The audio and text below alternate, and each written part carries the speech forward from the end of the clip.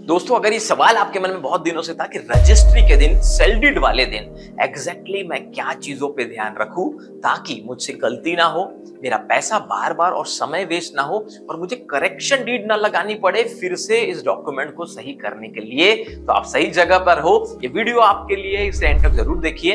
मैं doctor Amol Maurya, real estate coach, real estate trainer, author and entrepreneur. आपको बताना चाहता हूं कि बहुत सारे बायर, सेलर, इन्वेस्टर्स, बहुत सारे लोगों से बात करने के बाद बहुत सारे बिल्डर्स, डेवलपर्स और अपने प्रैक्टिकल 16 साल के रियल एस्टेट के एक्सपीरियंस को, जो गलतियां कभी हमने भी बार बार की वो कभी आपसे ना हो, इसीलिए हम आपको ये बता रहे हैं कि सेल डीड वाले दिन, रजिस्ट्री वाले दिन क्या चीजों को फिर से रीचेक करना जरूरी है, या उससे पहले भी कर सकते हैं आप, लेकिन उस दिन क्या ध्यान रखिए वो बता रहा हूं। सबसे पहला, recheck sale deed draft copy.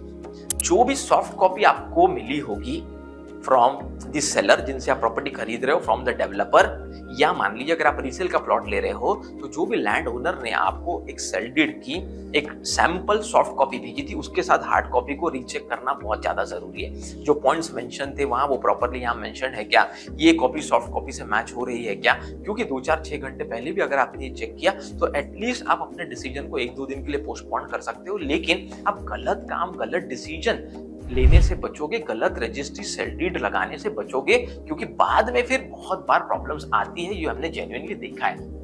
दूसरा, रीचेक ऑल लीगल पॉइंट्स। अब एक होता है पहले तो पॉइंट्स को चेक करना, उसके बाद लीगल क्लॉजेस को चेक कर लेना कि जो सॉफ्ट कॉपी में मेंशन था सेम वही हार्ड कॉपी में मेंशन है क्या। थोड़ा सा भी कोई पॉइंट इधर उधर तो नहीं है, 15 मिनट आधा घंटा लगे चलेगा दोस्तों, लेकिन आपको सेल डीड के ड्राफ्ट में जो पॉइंट्स मिले थे वही पॉइंट्स फाइनल प्रिंट आउट में है या नहीं। हमने ये भी देखा है लोगों के एक्सपीरियंस से कि सॉफ्ट कॉपी में जो पॉइंट्स थे वो हार्ड कॉपी और फाइनल प्रिंट में थोड़े अलग रहे हैं। एज अ बायर अवेयरनेस हम ये बहुत सारी सीरीज चलाते हैं कि देश ही नहीं पूरे वर्ल्ड में लोगों को रियल एस्टेट में, प्रॉपर्टी में सही तरीके से काम करने का पैटर्न समझ में आए।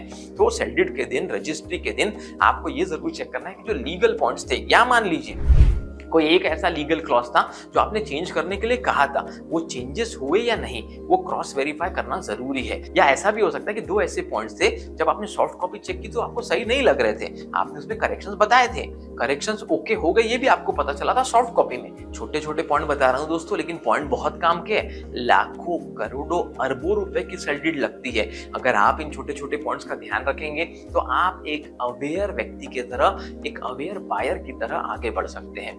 और दोस्तों, अगर आपने यहाँ तक वीडियो को देखा है और चैनल को सब्सक्राइब नहीं किया तो तुरंत सब्सक्राइब करके बेल आइकन को हिट कीजिए। हम नहीं चाहते ऐसे important, value added, practical, on ground level के वीडियो आपके मिस हो।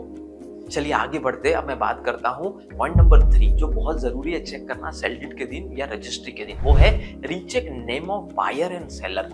अगर आप बायर है, कोई व्यक्ति आपको सेल कर रहा है, आपके आधार कार्ड या पैन कार्ड के हिसाब से जो एग्जैक्ट नाम आपने दिया था, विद स्पेलिंग, विद करेक्शन, और जो एज आपने बताई थी, जो एड्रेस आपने दिया था, ये पूरी चीजें को क्रॉस चेक कीजिए।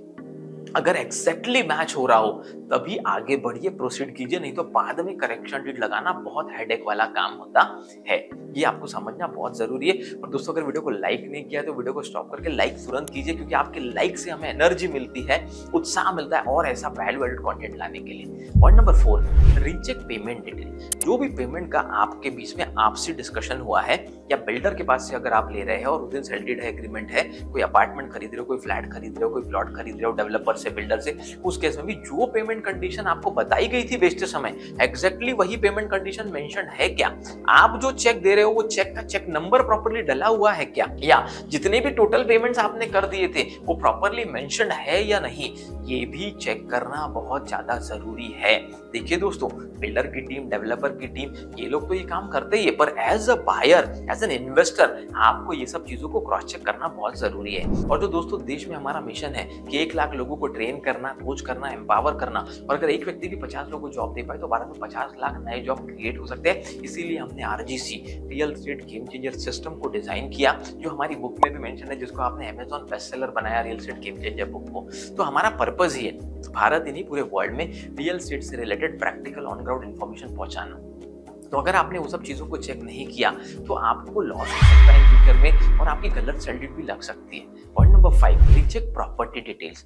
अब प्रॉपर्टी डिटेल्स में क्या क्या चेक करना है? प्रॉपर्टी के साइजेस क्या थे, जो एग्जैक्टली अगर आपने 1750 स्क्वायर फीट का प्लॉट लिया है तो बराबर वही मेंशन है क्या? अगर आपने 4 BHK लिया है 2250 स्क्वायर फीट का, उसका सुपर बिल्डअप है तो वहाँ प्रॉपरली लिखा है क्या? हर वो डिटेल जो आपको बताई गई थी वो क्रॉस चेक करना बहुत जरूरी होता है। And point number 6, specially India की बात मैं करूंगा, जब भी आप, और वैसे तो मुझे लगता है ये हर जगह यही रूल है कि आपको रीचेक प्रॉपर्टी की चतुर्सीमा। व्हाट इज चतुर्सीमा? प्रॉपर्टी की चतुर्सीमा बहुत इंपॉर्टेंट रोल प्ले करती है, स्पेशली अगर आप कोई प्लॉट ले रहे हो, कोई एग्रीकल्चर लैंड ले रहे हो। उस केस में ये होता है कि आपका प्लॉट नंबर 8 है तो उसके ईस्ट में क्या है, उसके वेस्ट में क्या है, उसके नॉर्थ में क्या है, रोड है, गार्डन है, कोई और प्लॉट नंबर है, वो क्लियरली चेक करना based on the sanction map बहुत जरूरी है। क्योंकि जब 10, 20, 25, 50 साल बाद आपका बार बार वही मिस्टेक रिपीट होता है, और मान लीजिए कि अगर वही प्रोजेक्ट पे आपने, किसी ने फ्लैट स्कीम बनाई आपके प्लॉट पे और कल वो मास्टर फाइल बैंक में गई फॉर लोन पर्पस, तो लोगों को लोन तो लगेगा, उसके बिना वो फ्लैट कैसे खरीदेंगे? उस केस में अगर कोई भी मिस्टेक मिलती है तो करेक्शन डीड के न होने पे आपका लोन रुक सकता है, आपका प्रोजेक्ट सैंक्शन नहीं होगा। तो ये बहुत जरूरी है, इसलिए हम इतने डिटेल में आपको बता रहे हैं कि क्या क्या चीजें चेक करनी है, कैसे चेक करनी है। तो अगर आप रियल एस्टेट में ऐसे प्रैक्टिकल वैल्यू एडेड वीडियो देखना चाहते हैं तो चैनल को सब्सक्राइब करना ना भूले, और अगर आपको लगता है किसी और टॉपिक पर आप हमारा वीडियो देखना चाहते हैं जरूर कमेंट करके हमें बताइए। अभी तक जो प्यार आपने दिया, जो सपोर्ट आपने किया, और जो हमारी book real estate game changer को नेशनल बेस्टसेलर बनाया, उसके लिए आपका बहुत बहुत धन्यवाद। मिलते हैं नेक्स्ट वीडियो में।